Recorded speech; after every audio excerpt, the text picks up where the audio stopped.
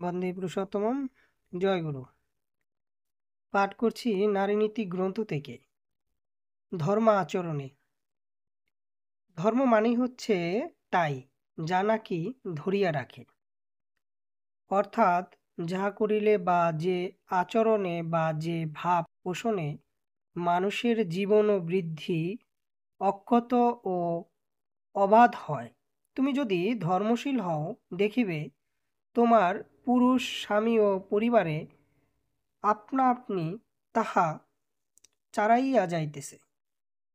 কারণ স্ত্রী যাহা চায়, পুরুষের ইচ্ছা তাহাই করিতে চেষ্টা করে, আর পুরুষের বেলায়ও স্ত্রী তদ্রূপ তাহার বৈশিষ্ট্যে।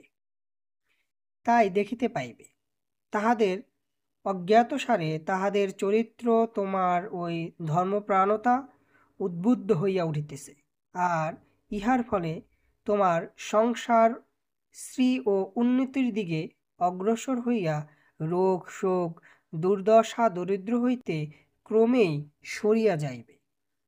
জয় গুরু।